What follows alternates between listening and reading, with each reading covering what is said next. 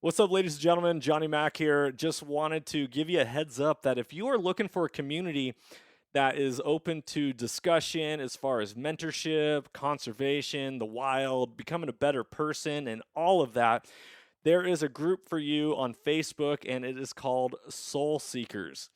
Soul Seekers, we are all about making ourselves a better person. We're all about making sure hunting lasts for generations to come and encouraging people to get plugged in. Whether you are someone who has something to give or someone who needs to soak it up like a sponge, this is a community for you. And I strongly encourage you that if you're on Facebook to join Soul Seekers, and if you're not on Facebook, hop on there just for that group.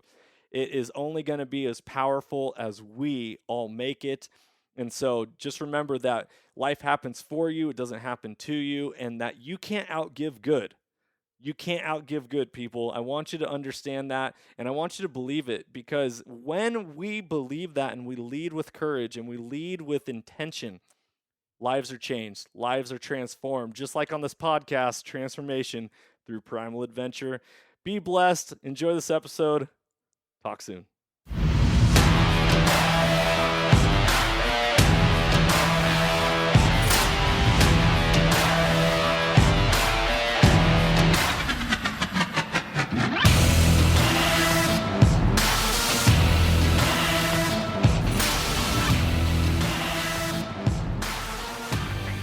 Welcome, ladies and gentlemen, to the Soulful Hunter Podcast. I'm your host, Johnny Mack. Through this podcast, I'm on a mission to transform lives through primal adventure and to spread my mission of mentorship as conservation. This podcast is powered by Washington Backcountry, a resource for all hunters, both new and old. To find out more about Washington Backcountry, go to wabackcountry.com or search for Washington Backcountry on Instagram, Facebook, Twitter, and YouTube. The Soulful Hunter Podcast is also proudly presented by T&K Hunting Gear. If you haven't heard about T&K, then it's about time you do. I've been using T&K gear out in the field and on hunts and have fallen in love with their stuff. T&K is veteran-owned and 100% made in America using only American-made products. All their gear is covered under a lifetime warranty with no questions asked. If it breaks or fails, they will fix it or replace it for free. T&K is your resource for bino harnesses, bow slings, and a lot more amazing gear. For more information about T&K hunting gear, go to tnkhunting.com or search for them on Facebook and Instagram. I hope you guys enjoy this episode. Freedom on and stay soulful. The Soulful Hunter Podcast is also proudly presented by the Crazy Elk Company. Based out of the state of Washington with products made in America, they are providing solutions with gear to problems you didn't even know you had. Their tag wallet is one of those solutions, and I had the pleasure of using it on all of my hunts this last year, and it is now a mainstay in my kill kit. The tag wallet is a water-resistant zippered pouch that comes with its own reusable zip ties to safely and securely store your notch tag for quick and easy access. For more information, go to crazyelkcompany.com and use the code SOULFUL with a capital S to save 20% at checkout. Be blessed, everyone, and as always, stay soulful. Ladies and gentlemen, welcome back to another episode of the Soulful Hunter Podcast. I'm your host, Johnny Mack, and I got a really cool episode. A man after my own heart and somebody who is just a natural competitor and constantly working on sharpening himself and also the craft in which he is dealing with on a day-to-day basis. We have Shay Butler from Shay Butler Knives talking about his story, his journey, how he ended up where he is, and all of that. And we're going to be getting into this here shortly. I just want to say that if you haven't heard of Shay Butler Knives, definitely got to check him out over in the state of Illinois, and he's cranking out some cool stuff. I love his America red, white, and blue flag, and if you haven't seen it, go follow him on social media. He also has a killer hat company, and we'll be getting into all that. But Shay, thank you so much for joining me, man. Thanks for having me. It's a pleasure. Oh, it's always a pleasure building relationships, community, and just making this world feel so much smaller than it is. I feel like, well, here's a story that my father always told me. He's like, when it came to girls, he's like, yeah, girls are like tomatoes, right? They grow on a vine. So you find one, and if it doesn't work out, follow the vine, and it'll lead you to another, and then follow the vine, it'll lead you to another.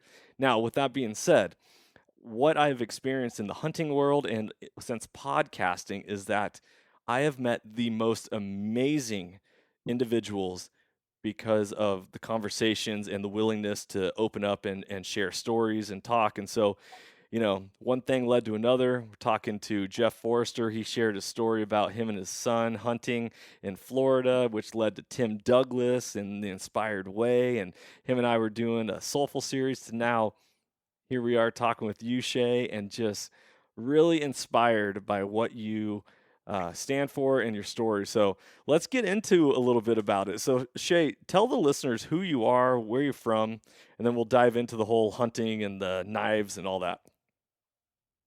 Thanks, Johnny. So I'm actually just a pretty average guy. I grew up in Central Illinois, a small town called Princeville, Illinois. Graduated in class of about 40. Grew up in the country, so I was a country boy, and I grew up literally just walking around the timber with my pellet gun or my 22, and always a knife, of course. And yeah, so came from a small town. I'm actually in the western suburbs of Chicago right now, and like I said, just an average guy. I've got an average guy with an above average wife, so to speak. Tim and Jeff would say that I definitely outpunned my coverage, and I got a couple of awesome kids, a 6-year-old and a 10-year-old, and then of course the dogs. The dogs are like kids, so I've got a couple of labs, and I don't know how in the heck, but we ended up with a wiener dog. So a wiener dog named Hank. But yeah, we're out here, and like I said, like you just said, I've met some outstanding individuals here probably over the last year and a half or 2 years, and I was just kind of thinking back before we jumped on. I'm like, if it wasn't for hunting, though, none of this, I don't, SBK wouldn't exist. And I think it's just been a very fulfilling opportunity to go out and meet people with similar passions and be able to make new connections. Yeah, it is so incredible. I always talk about, the 6 degrees of separation from Kevin Bacon. I feel Yeah. like in the hunting world is more like 1.5 degrees of separation. Yep. It's one phone call or one text message away to all of a sudden you're talking with somebody who you watch on TV or you read about in stories or you follow along on podcasts. And it goes to say that all you listeners out there, I mean, I'm just a school teacher that does a podcast that loves hunting, that loves to Yep. share hunting with other people. And at the end of the day, like you want to reach out, you want to talk, hit me up. Let's chat. Yeah. We are all just people at the end of the day. We're just I mean, I'm a huge Big Lebowski fan, so I'm just a dude, the duder, El Dude. Duderino, you know. Yeah, just well, like I said, I'm just an average guy that's obsessed with making knives and doing really hard things. So that's I basically seek that type of stuff out. If it's a challenge, and it's an adventure, it's all part of the journey, and I think that's what I'm up for. Oh, So it's awesome. Well, let's dive into this knife talk because, you know, I this. A knife is one of the most important things you could ever carry. I every single day I have a knife on me, and it doesn't leave my side. And it's something. It's a part of my chapstick, my car keys, my pocket knife. My wallet.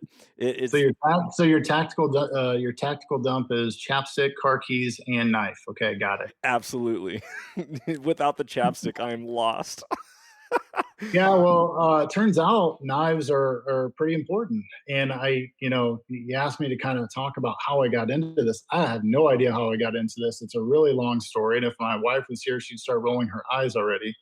But, I going back to where I grew up, I was just literally out in the timber all day long. That's all I did. And I became, although I was an athlete and that's all I did was train, the other thing that I did was shoot all the time. And so I grew up wanting to be a sniper. My dad was the shop teacher. He brought in recruiters. I was going military 100%.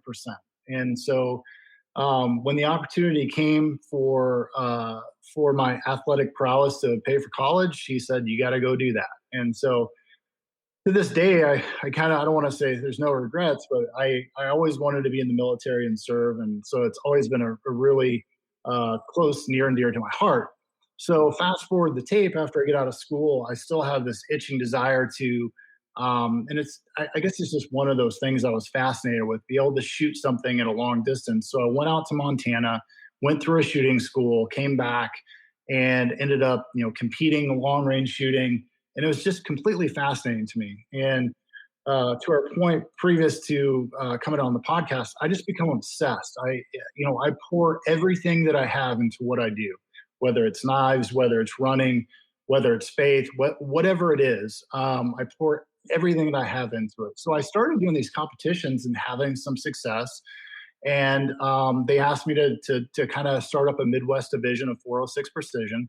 And lo and behold, I became really, really close friends with Jordan Harmon out in Montana, Jordan and Jason. And so they asked me out on a hunt. And so the other person, I always say, that tags along with me, who's my brother-in-law, who I can look through the window and see his house. We do everything together. And so him and I and another one of my really good buddies, we drove out to Montana and we went on this elk hunt. Well, Richard was trying to, he shot a mule deer, and we had a mule deer tag in our, you get a combo license out in Montana. And the gentleman, Jordan, who also owns he is I guess in Montana, you must have like 4 jobs. I think is that common out there out west? Yeah, they say what 9 to 5 is how you keep your home. 6 to 11 is how you advance and buy a bigger home. I don't know. Is that? So, I don't know. Well, long story, is once again, long story long. Jordan had just fallen off a roof, and so he was in a boot. And so my uncle shoots this deer. Unfortunately, it wasn't a fatal shot. And if you're hunting, we're in the truck and we're trying to search where this animal went, and we spot him glassing. And so he hands me the rangefinder. I just had a sweatshirt on. And he said, "Hey, will you go help him? Give him his dope, which is his date on previous engagements, and let him know what his come ups are. Just get him a range, get that animal down. Let's get out of here." Well, that turned into 1.67 miles down a mountain with waist to chest deep snow, chasing after this animal. We get the animal down. I turn to him and I say, "Give me your knife. I'm freezing. I'm sweating. We got to get this animal quartered and back to the truck." And he says, "I don't have a knife." Oh. And it's one of those things where you got to be there. But if you've ever walked down a mountain with snow that deep, it's hard work. I mean, you're sweating, and I had taken all my clothes off of the truck, so I got a sweatshirt, a pair of jersey gloves that you get in a gas station. Like, I didn't have my pack with me because I was just gonna get this guy a range and get this animal down. So I had to radio up to the truck to Jordan, who he's got a boot on. Remember, he's got a broken foot, and he has to take his boot off and walk a knife down. Which, if you can only imagine, I don't think he really had very nice, kind words to say when I told him that. But it gets better. We're standing there, and what are you going to do? We've got 35-mile-an-hour winds. It's the sun's starting to go down, and it'd be like if you went and ran a marathon, and you stop, you're sweating profusely. What do? Well, we start walking back to the truck. We got to keep moving. So what ended up happening is we got the knife. It was the fastest quarter job we've ever done. And we start going back, and my body temperature just drops profusely, and I start to panic. And when I'm looking up the mountain, I can't see the little road where the truck's parked. I'm looking at the top, and I'm like, I'm not going to make it. So I ended up, I guess you can't catch hypothermia, but I got hypothermic, and we get to the truck doesn't start. They're undressing me. It was pretty scary, and it was all because I didn't have a knife. And so, it was kind of one of those life lessons where driving back, we joke about it now, as a very serious moment, and it's kind of one of those things. I've never been in a situation where I feared for my life, and it was really scary. And so on the way back, I just decided, we've got a 24-hour drive back to Illinois. I said, I'm never not going to have a knife.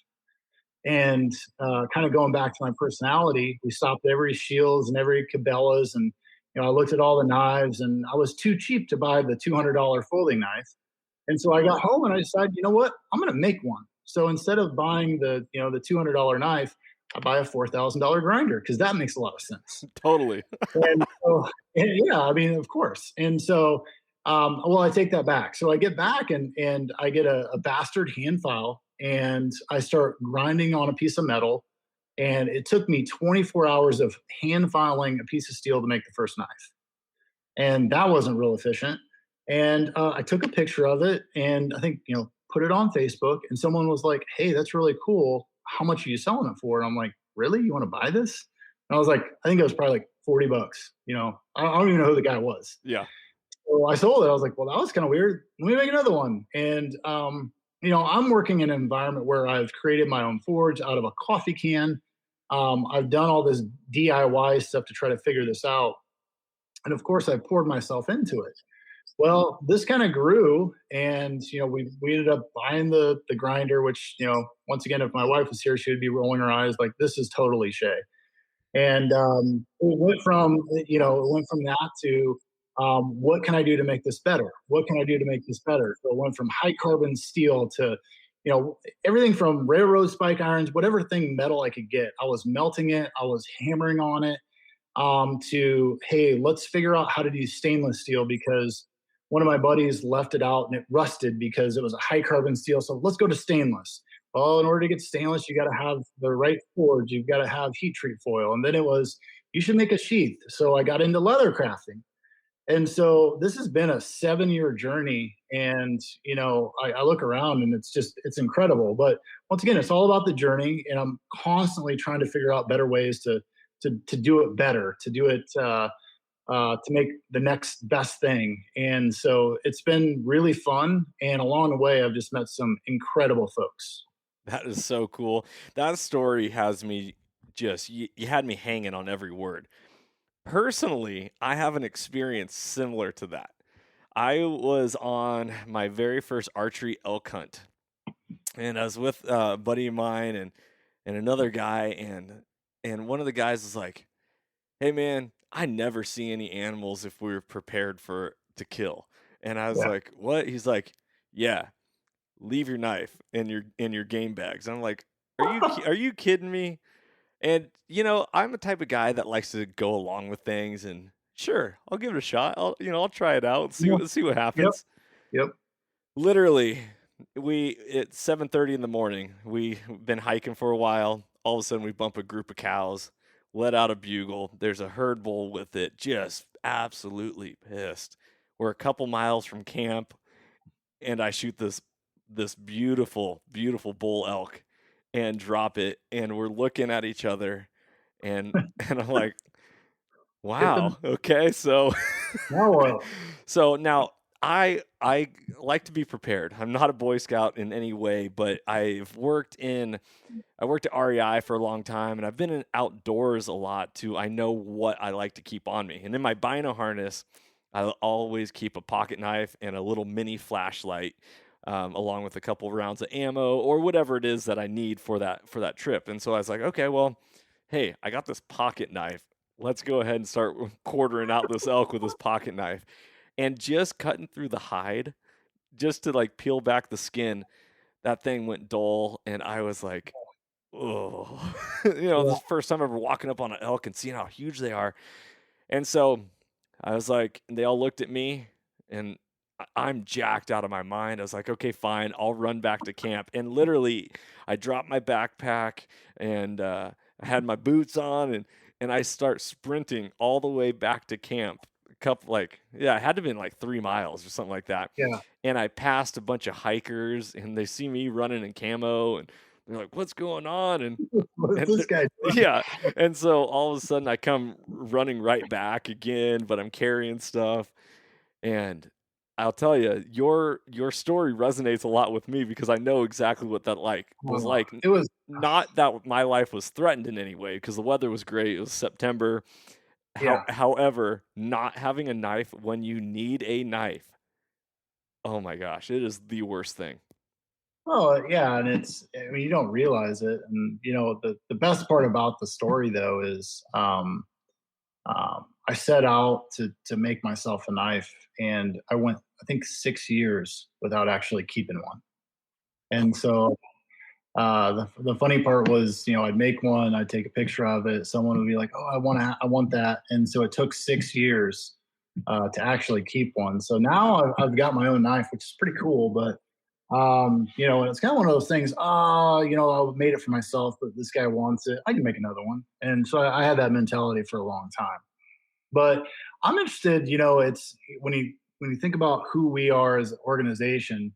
You talked about being prepared, and the thing that the niche that we're trying to. And I'm really interested in your feedback on this because I've kind of talked to a couple folks about it.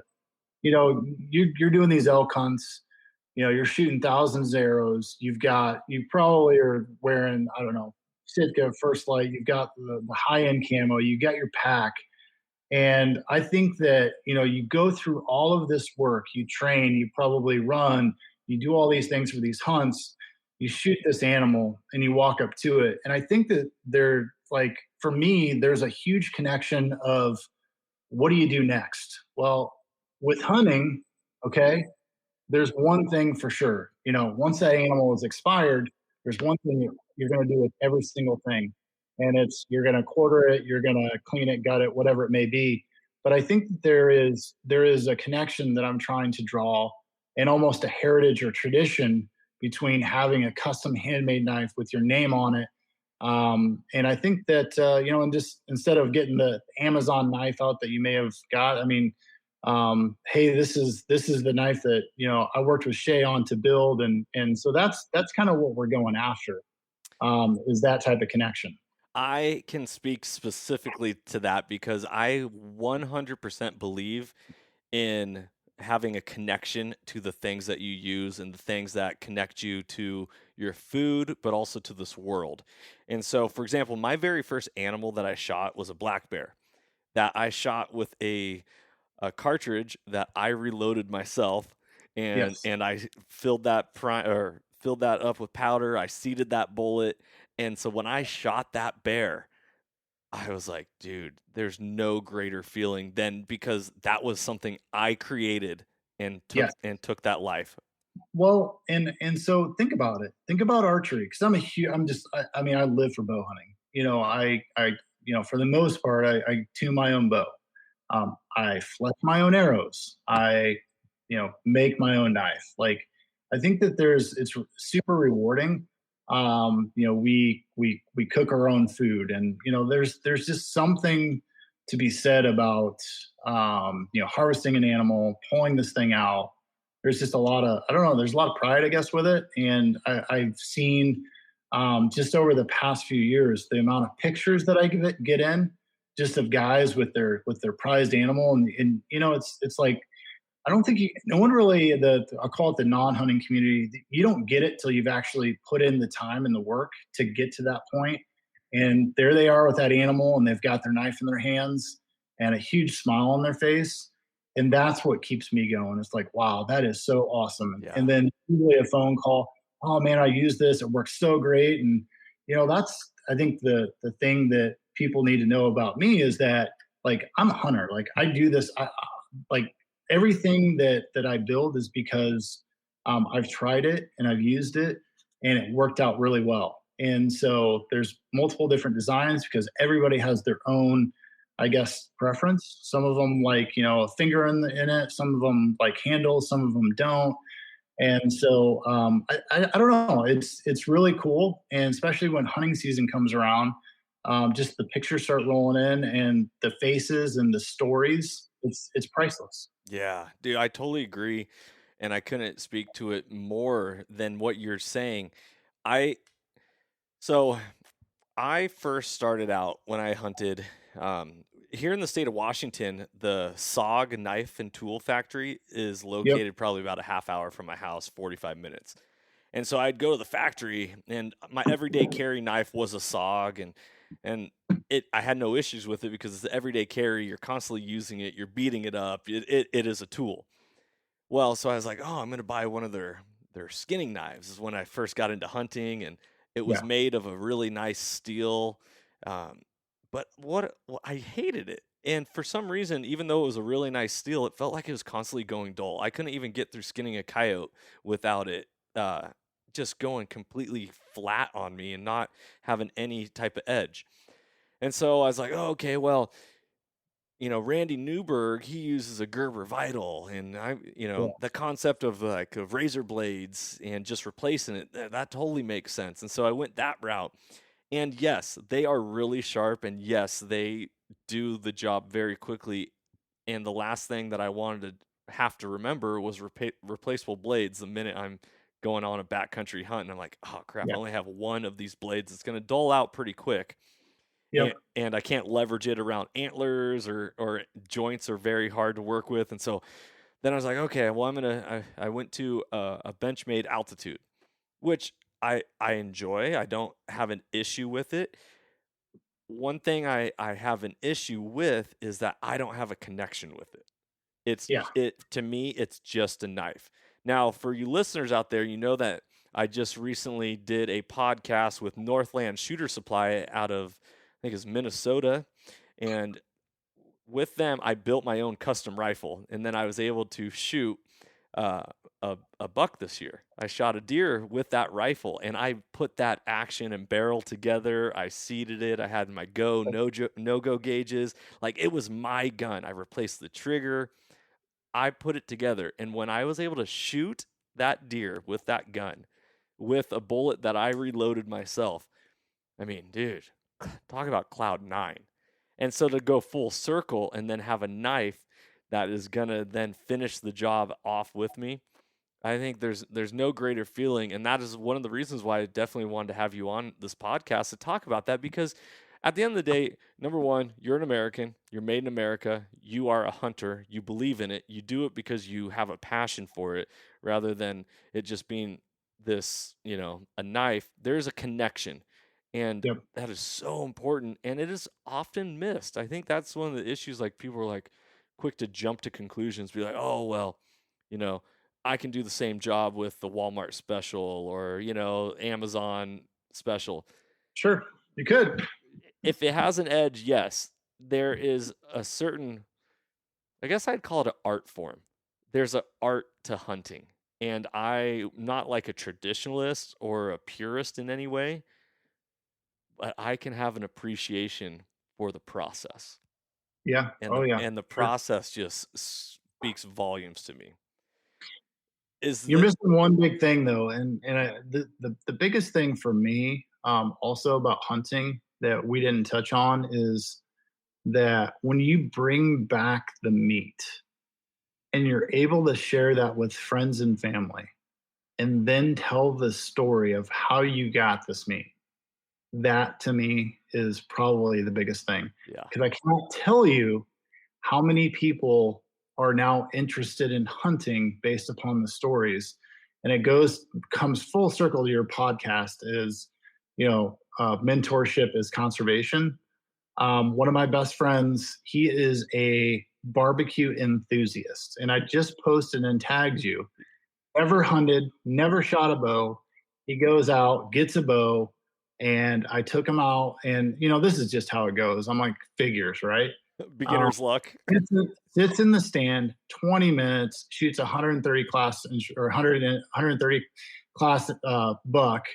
But I can tell you, I feel sorry for his wife. He is hooked for life. And Yes. I think and let me just try to draw the connection back to the knife. So he's, up until, like I just said, I didn't really have many, but he had a lot of them. His wife would get them as gifts, and a lot of my friends have them. But when he was going home, he's like, I can't wait to use my new SBK, or I can't wait to use this. And it's like almost like a kid in a candy store. He gets his bag out and like, show me how to do this. And that is, I'm telling you, the kid was shaken until the next day. He was so it was so impacted. And selfishly, of course, he's, I would call a professional chef.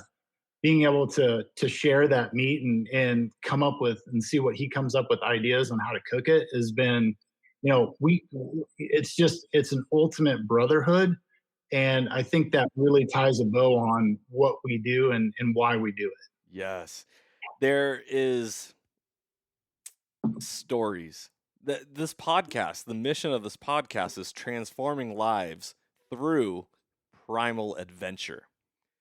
Adventure is something that a majority of Americans and humans in this world don't have in their life anymore. They have gotten sucked into the mundane 9 to 5, making ends meet, get off work. I don't know, maybe get a drink. Maybe they go to the gym for a workout, socialize, happy hour, watch TV, go to bed, repeat. The people, I believe, are missing adventure in their life. However you want to find it, but I truly believe that when you find hunting and hunting finds you, your life is going to be absolutely transformed.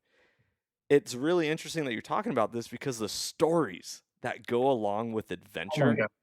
and Yes. the best storytellers are the people that put you in it and that make you feel like you're there. And then when you feel like you're there, it makes you want to relive it again. So how do you relive it? You have to go experience it for yourself.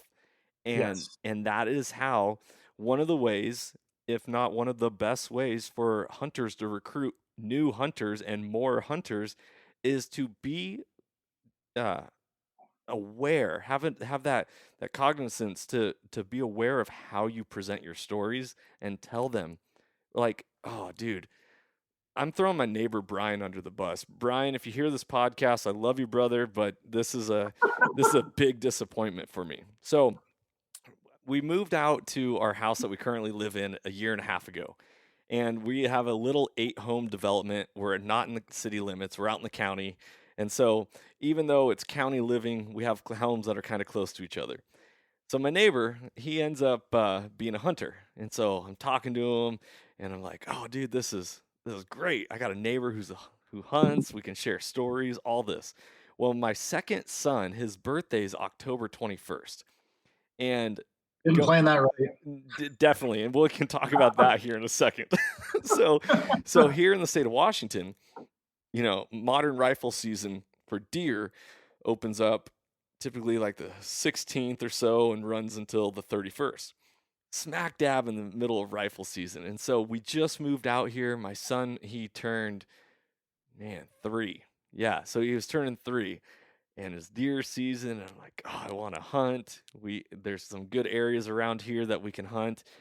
Well, my neighbor, who we invited to the birthday party, he took off in the morning for a morning hunt, shot a buck, came back to the party. He's like, dude, yeah, I shot a deer. I'm like, just inside, just being torn apart. I'm like, oh, you dirty dog. So here I am. I'm like, okay, tell me about it. You got to tell me about it. And Yeah. all you listeners, you can't really see my hand gestures right here, but I'm going to try to explain this in the way that he did. So I'm like, okay, dude, how did it happen? He was like, oh, I was just kind of walking along and pulled up my binoculars and set them down and then pulled up my binoculars and set them down. And I just kind of walked, and all of a sudden there's a deer, and I pulled up my binoculars and I set it down, and I was like, hey, that has some antlers. So I pulled up my gun and bam, dead deer. I was like, boo, that is a horrible story. At least embellish it. Like, I fell down. My gun was muddy. Yeah, like, I'm like, dude, I could care less how many antler points it had. I want to know the story. I want to know the adventure. And it doesn't matter whether you're on some long backcountry adventure or you're just going out for a morning on the back 40 or, your local woods. There's a story to always be told, and how we present that is so important and so powerful.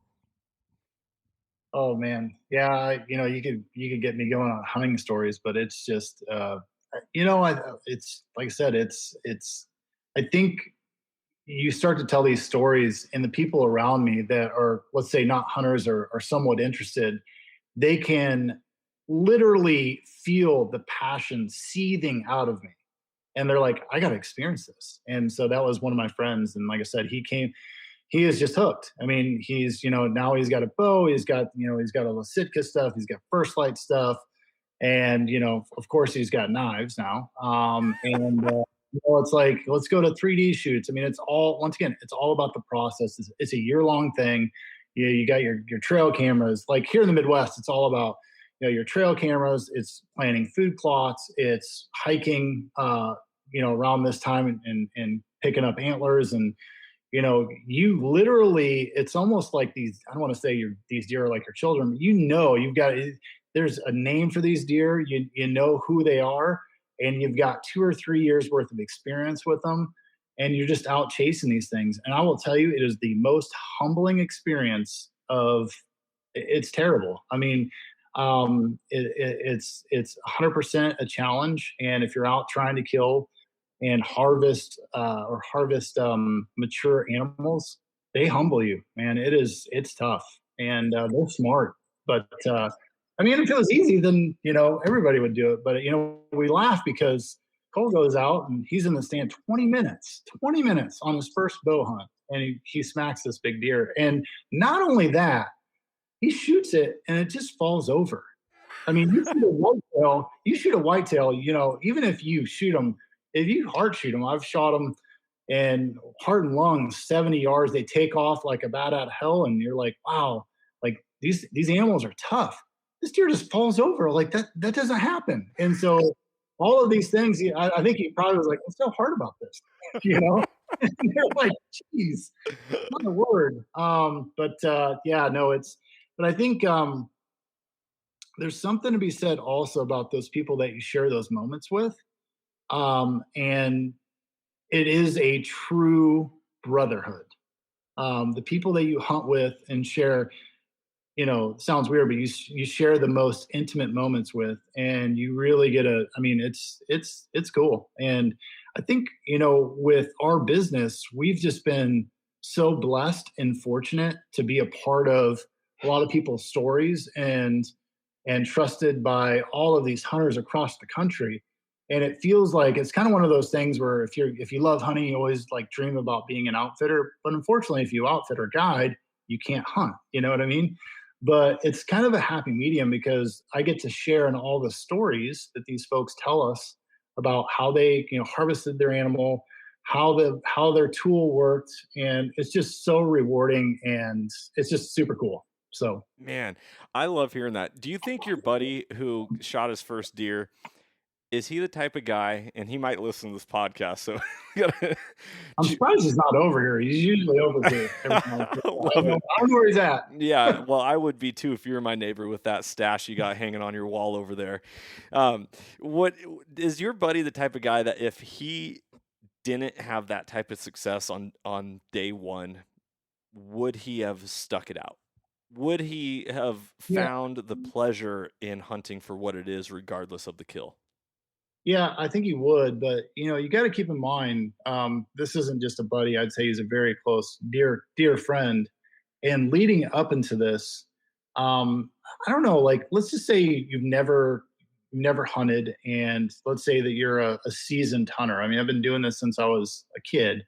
I try to tell him everything, and it's like trying to tell someone how to hunt or explain it to him, what to wear, what to layer with.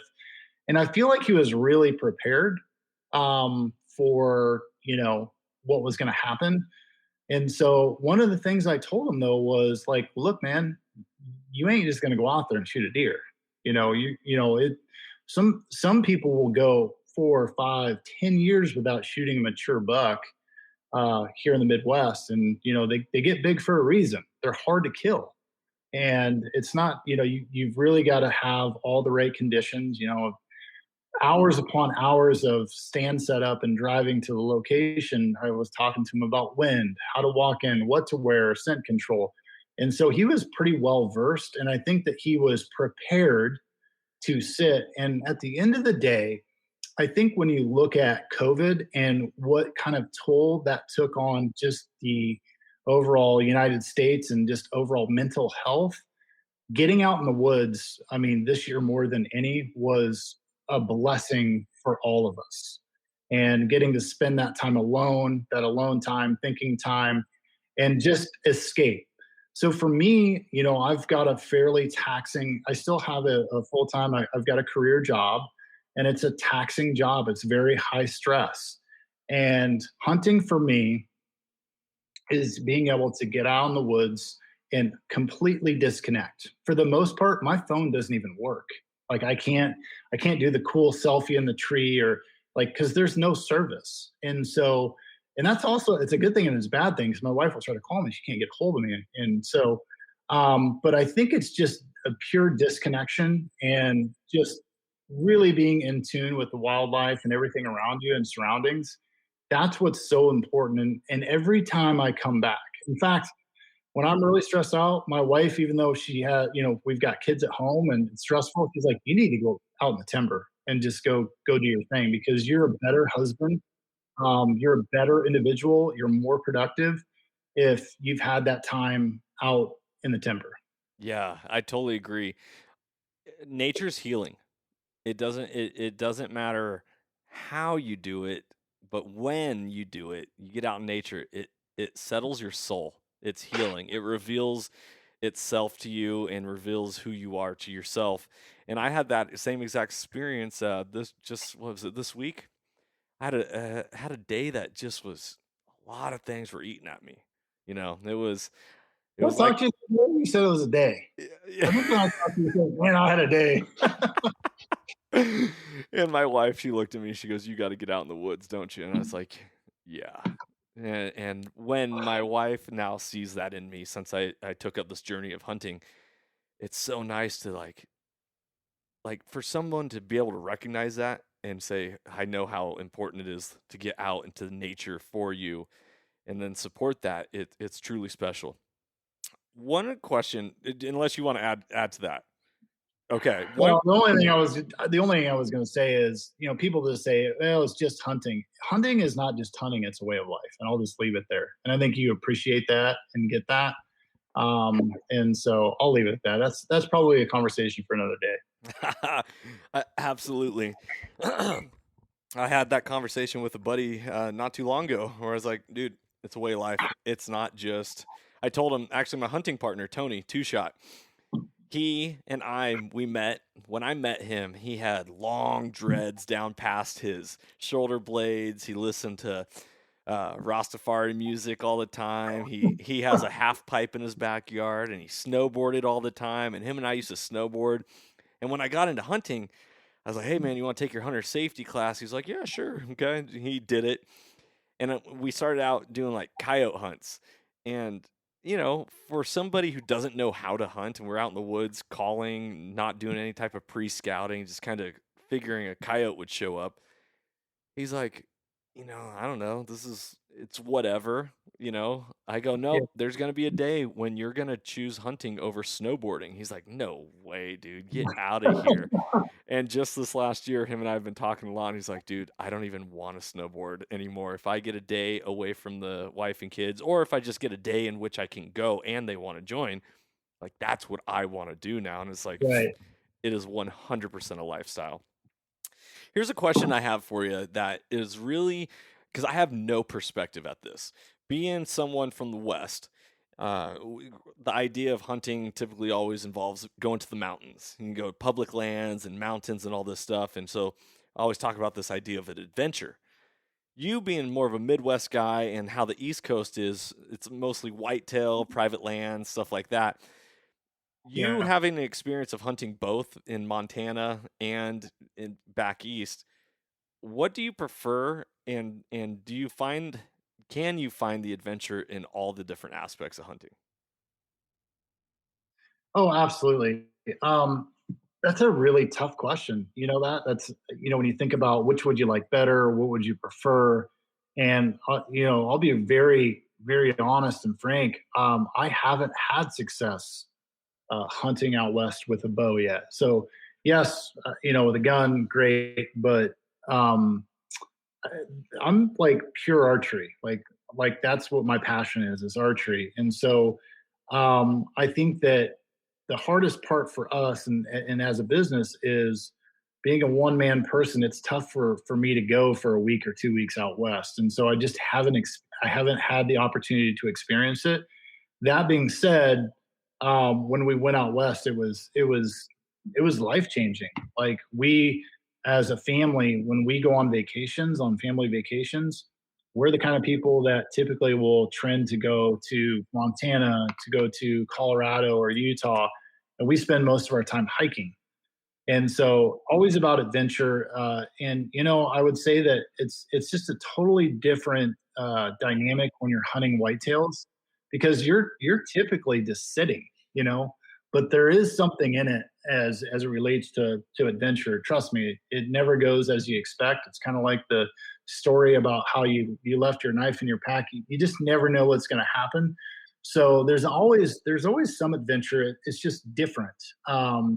I would say. And it's, probably, I've had people tell me that, you get an elk bugling, 40, 50 yards away, the hair stands up on your back. Well, you're sitting in a deer stand and you're 9 yards and you've got a 160 or 170-inch buck walking in, and you can hear, the leaves crunch under the frost. I mean, I'm telling you, it's probably very similar, but very different.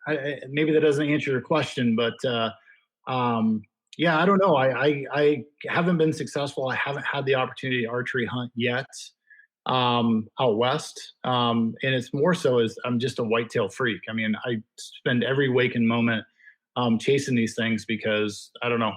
That's what I do. It's what you love. That is so cool. In Illinois, can you squirrel hunt? Yes, you can. Yes.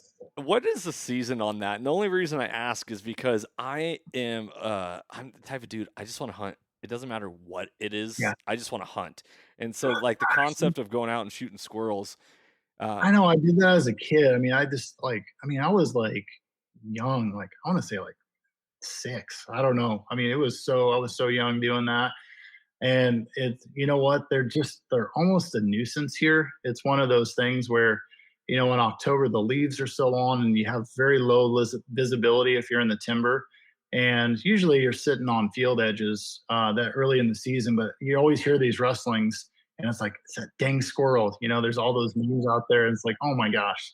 It's like, and at the end of the day, you're like, we got to clean squirrels out. But I think that starts in around August. And so, yeah, I've got a lot of buddies back home that do a lot of squirrel hunting, and believe it or not, squirrel stew, all kinds of stuff. And they're really into it. But I'm usually at that point preparing and trying to finish all the blades that I can, so I have a little bit of an opportunity to sneak away when it turns October and November. Yeah, makes sense. Being a one-man band can have its pros and its disadvantages at times as well. Here's a question for you that I've been really wondering about is being a knife maker, what sharpener do you like to carry in the woods, and how do you like to sharpen your knives? Whew, that's a tough one. So if you want the cool answer or the truth of the matter is, so I almost folded SBK because I used to do everything by hand. And I remember one summer, and I'm not going to tell you who the individual was. I think they bought 10 knives, and I was sitting out in my drive with my shirt off, trying to get a tan, right? And I had a wicked edge, and I was doing it by hand, and literally was out there for 6 or 7 hours. And I think after the end of that, I was like, this is it, I'm done. But so I sharpen all of my knives on my machine. And it would go from, I could spend up to 2 hours on a single blade to I can get something that's shaving sharp in about 5 minutes or 4 minutes, so to speak.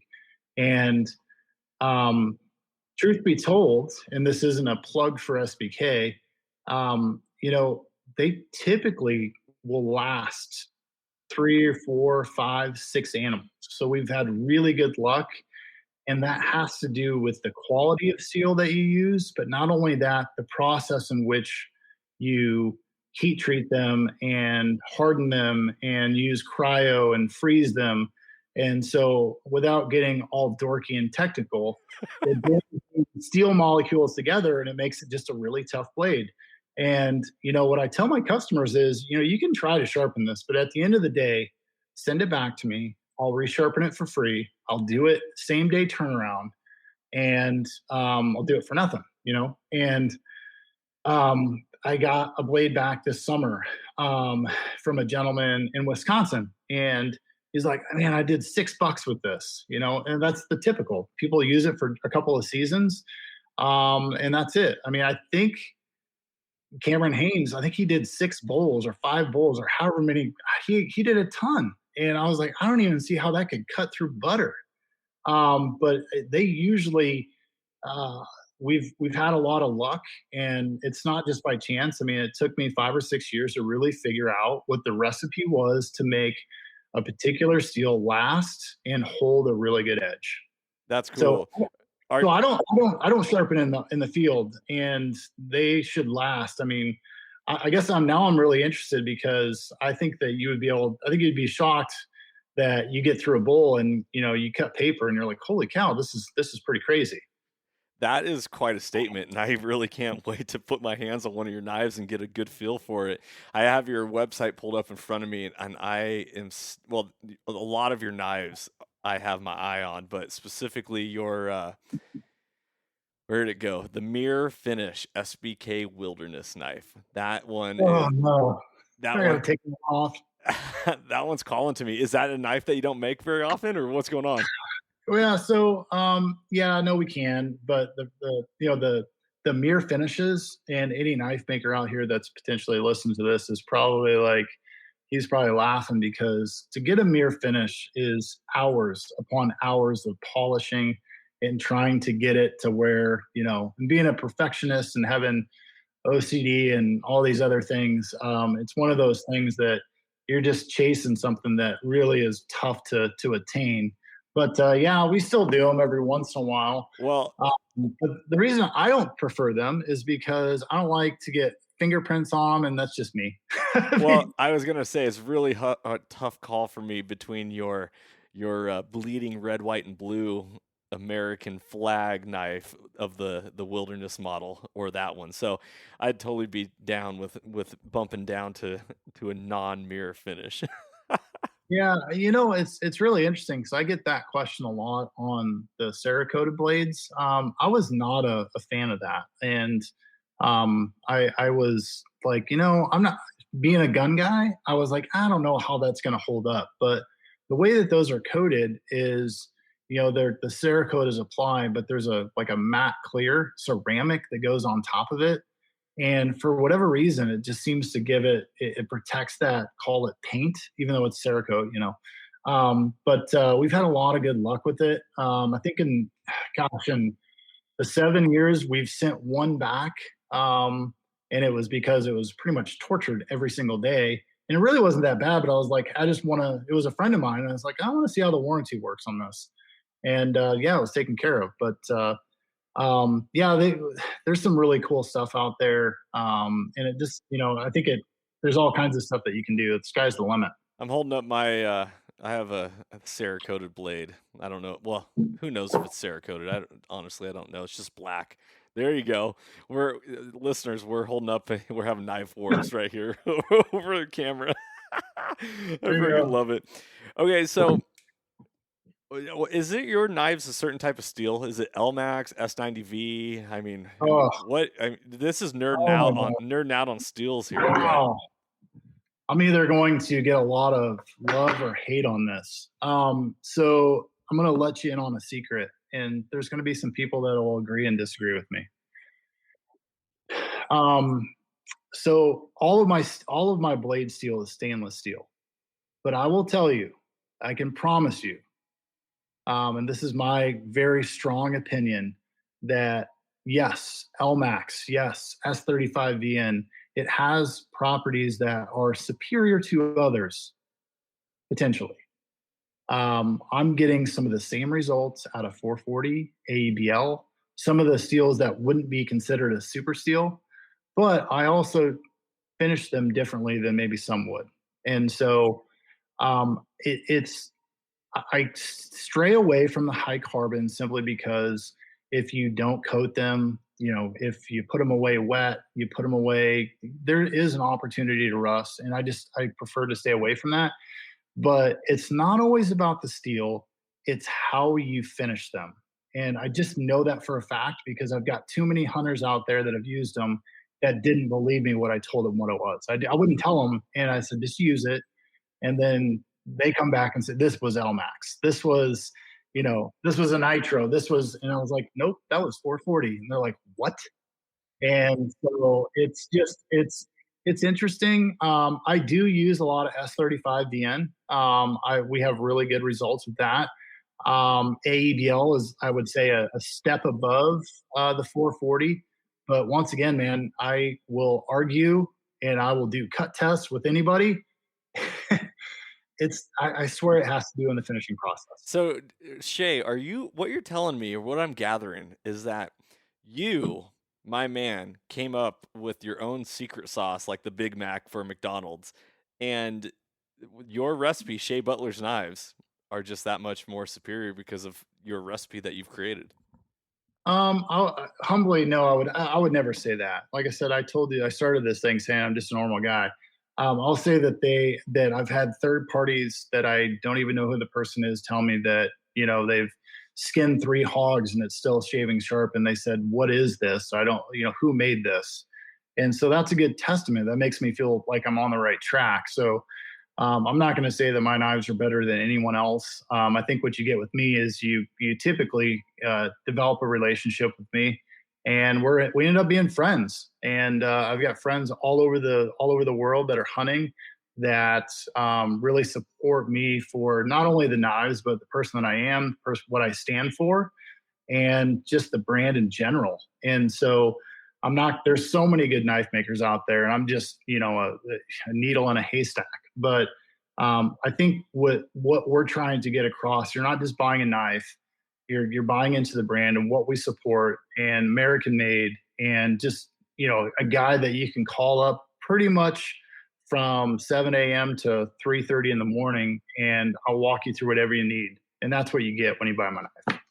That dude, you sold me. You sold me. I'm ready to sell my knives and start carrying nothing but Shay Butler right there. Don't do that. But I will tell you, and I've talked to engineers about this. We kind of laugh because, when we were releasing some of these blades, like the Rhino in general, it's like, well, do you want to go with the fancy seal that sounds like it's cooler, or do you want to do? I mean, and those are the conversations we have. That this knife is going to perform just as good with maybe a tweaked recipe with AEBL.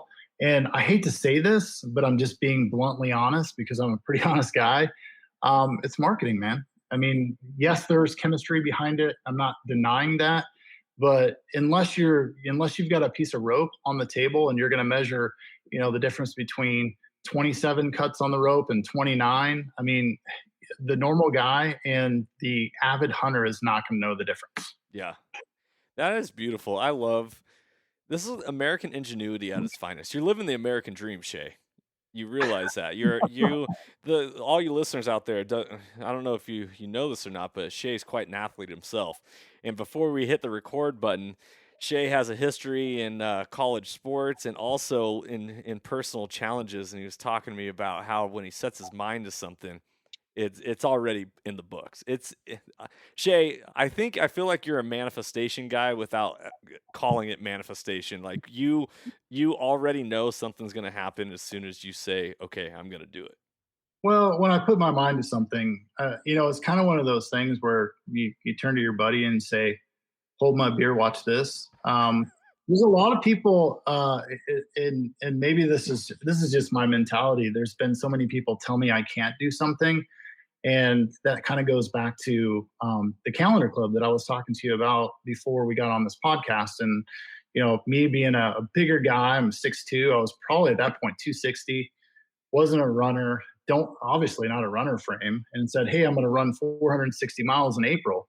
And so many people, including family members, said, you're going to get hurt. You can't do this. You're not, this is stupid. And I said, no, it's going to be great. And I'm going to do it. And you can either support me or you can just watch me do it. And I mean, it's going to happen. And, rain, sleet, snow, whatever, I don't care. I'm just going to do it. It's not, how tired you are. It's just, hey, we're just going to do this. And so that's my mentality with just about anything. And you know, it's just the way of thinking, way of life for me. Yeah, I love it. And I don't come across that many people that think like this, but when I have read the Bible and it talks about, you can move mountains, people are always like, well, it's more of a metaphor than anything else. And I'm like, I don't know. God said I can move mountains. So Yeah, he didn't say how I'm going to move a mountain. He just said I have the ability to move mountains. And he also goes on to say that all things through Christ are possible, right? And yeah. so it's like, well, okay, I have a shovel. Here we go. Let's go move a mountain. And it's really that mentality of anything is possible, just Yeah. with a given amount of time or a given amount of energy. Well, You can accomplish anything. yeah, I think just in today's world, it comes down to instant gratification. And I just don't think, I'm not a great knife maker. I'm just an average person, but I can promise you one thing: you will not outwork me. I hustle more. I was always the guy in baseball that never really had a lot of, call it, athletic prowess, meaning God didn't bless me with, a 96-mile-an-hour arm. I was the guy that was usually first there or last to leave in high school.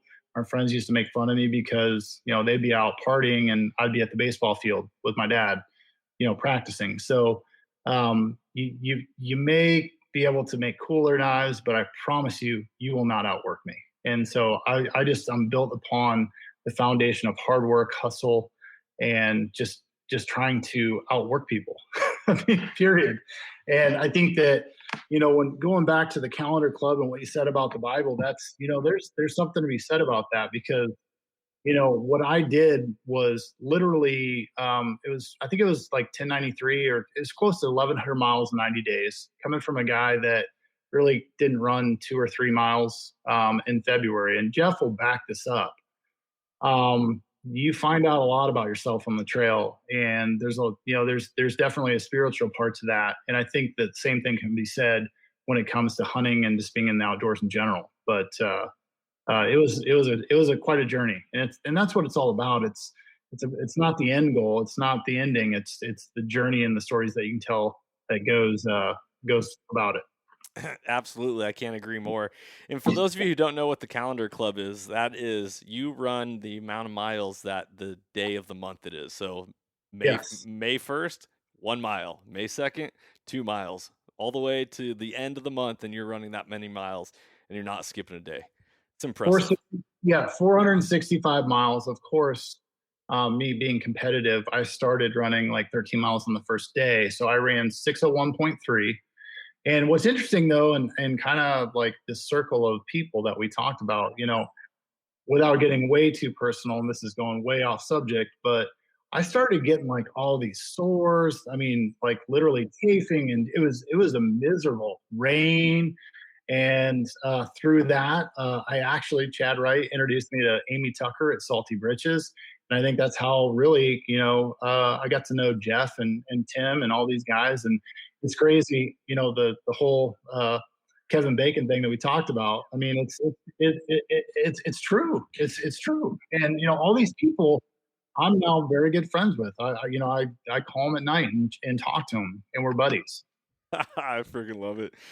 Shay, since you're such an avid bow hunter, you ever thought about making broadheads? Oh my gosh. So I had someone in. We've been moving it. We built a new shop and we were moving some stuff in. And by the way, shameless plug for the bow rack. Lisa and Wayne, those guys are just phenomenal. If you don't know them, get to know them. And they had sent me some broadheads, and they were just sitting on my counter here, and they're like, "Oh my gosh, you make broadheads too?" I was like, "No, those, no, I don't." But I'll say yes, I do. But no, I don't. I don't do broadheads. I just go as far as fletching my own arrows and stuff like that. But I do have a challenge for you this year, and it's a really big challenge, Johnny. I don't know if you're up to it. Lay it on me. I've been a bow hunter, and I always kind of felt like I wasn't truly a bow hunter until I could shoot instinctively with a stick and string. So Oh, 2 years ago, I got a Hoyt Satori, and no, I didn't build my own bow. I kind of took the shortcut on that one, but I was able to harvest a buck with a stick and string, instinctive shooting. And if you've ever done that, um, I've shot some. I've been fortunate enough to shoot some really big deer, but that was probably a 60-inch buck, and I just said, first deer I see, I'm going to shoot it, just because I want to. I was a little nervous. I didn't know I had this. And so for all the bow hunters out there, if they haven't given that a shot, I'll tell you that that 60 or 70-inch buck that I shot was probably one of my most like rewarding moments in hunting, and that's truly primitive and something different. So my challenge to you is, if anything, just to get one and shoot it. And I will tell you that if you like shooting a compound bow, you will be absolutely obsessed with shooting this thing. It's so much fun. So you got to give it a shot. okay. So I can speak to that just a little bit here. So first off, talking about instinctive shooting. So in November, I had a late season archery cow tag here in the state of Washington, and we weren't seeing any elk. We saw some sign, and finally I was like, okay, well, we're gonna work this last little field before last light. We're gonna see if there's anything in there. I see one elk, and I'm like, oh, it's on. It's game on. And so my buddy Tony, he's running the camera, and all you listeners out there, you're going to see this on our show, Soul Seekers, that we're going to be launching on Carbon TV this year. But I was watching this elk, and I'm like, okay, man, I don't know how close I'm going to be able to get to this. More of an open field type area. Yeah. It's late season, so they're feeding in the grassy areas, and so I'm like, okay, you know what? Doesn't matter. I can do this. Just like I'm a quarterback at heart. A quarterback never looks at his receivers downfield and they like, oh, he's at 15 yards. Okay, do the calculations, throw the ball. It's just like something naturally within. And so, granted, I did range a tree like 45 minutes earlier to kind of I stopped and I was like, oh, if an elk was on the other side of this field, how far away is that really? So I ranged this tree and I was like, oh, 70 yards. Okay, cool. And then I kind of, use the football mentality of like, well, this is what 100 yards looks like, and so on. Yeah. Yeah. So I end up working around and getting close to these elk, and it was on this other side of like this big brushy island, is what I like to call it. It's like a grassy meadow, but with like an island of thick, tall brush. And I had no idea where the elk were. I just knew that they were on the other side of it, or at least one elk. So I have an arrow knocked. I step up to the corner of this brush. I go full draw and I step out. And the minute I step out, all of a sudden I see an elk just start running like I spooked it. And I'm like, oh crap. But then my eyes picked up another one that checked up. And I was like, yep, send it. Put my 70 pin on it and just sent that arrow and stuck this cow elk and I mean, that was the story. It's absolutely unbelievable. After my tunnel vision opened up, I realized there was like 7 more elk there, and then I grabbed the camera, and my buddy Tony, he grabbed his bow, and we almost doubled up on it. But that was the instinctive shot. Is I never ranged it. I never, it's just you naturally know your distances, and yes, I used a compound and I had a pin, which is totally different than the recurve. Yes. But I was talking to my buddy, I was like replaying that. I think that's probably the most coolest shot I've ever made hunting. Yeah. Tony, he's like, dude, I don't know how you would have done that. There's no way I would have made that shot. I would have had to range it. I would have had to double check it. Oh. And I do want to address this because there's a lot of haters out there that'll be like, well, that's unethical. How could you take a shot without knowing the distance? You know your craft. I believe in owning my craft, and so I got good enough to feel confident in what I was doing. Yeah. Well, when you're elk hunting, I mean, I guess it kind of goes back to what you just said. I'm of the mind, and let's just take my buddy, for example, that hadn't hunted. I wasn't going to let him go hunt without shooting all summer. And, there's a lot of practice. There's a lot of muscle memory. You get it. You're a quarterback. You just know you throw the pass. And so it's kind of one of those things. If you do it enough and you go do 3D shoots, it's really instinctive. Um, but there is that, I think the whole thing about hunting for me is getting away from the traditional, hey, you're just some redneck out hunting. It's hard work. And, like that's the story I want to tell. It's not that, hey, you're going to grab a gun and a case of beer. That's just not ethical. What it is it's preparing, all summer and all winter, leading up to it, and shooting 1,000 arrows a week, and everything that goes into it. You put everything into it, and then when that moment comes, it's almost automatic. And so I don't know. There's something to be said about that. I totally agree. So to then go full circle, my brother-in-law, he has an original like bear recurve bow. Yeah. Yeah. That I'm gonna be like, hey, bro, I think I'm gonna have to snag that from you and put it to use. You So gotta try it. I mean, it's like I said, it's one of those things where you shoot and you're like, oh my gosh, I was way low or I was way high, and then you go snag your arrows, and then you're like, okay, no, that was about right. And then eventually, after about 2 or 3 weeks, you're able to walk out there and shoot and hit the middle, and you're like, holy cow, that was awesome. How did I do that? And it's all muscle memory. And but what I will tell you, and there's a reason why I challenged you, is if you can learn to shoot a recurve, you're going to be a hellacious compound bow hunter. That your skills are just, I don't know, there's something about it. And the other thing is, I shoot an 83-pound bow, all right, and I shoot a 40-pound recurve, and it's tough too because there's no let off. You're holding 40 pounds. And so, I pull up, I'll grab my bow that's 83 pounds. I'm like, well, this is like a toy after shooting the recurve. But I think that it makes you better. And so I'm all about just trying to get better, and with everything, whether it's making knives or, shooting arrows, it's what can I do to make myself better? And it's not, like, what can I learn? What can someone teach me? oh, it's so cool. So cool. Shay, you are an inspiring person, and I've always believed and was told that inspired people inspire people. And you living an inspired life is getting me all motivated and jacked up. I'm ready to go, tackle my wife out in the living room like, "Let's go, babe. Come on. Hunting season's almost here." But I do want to say I've really enjoyed. If she's like my wife, she's like, "Oh no, hunting season's coming. Does that mean I'm not going to see you for about 2 months?" Right. Yeah.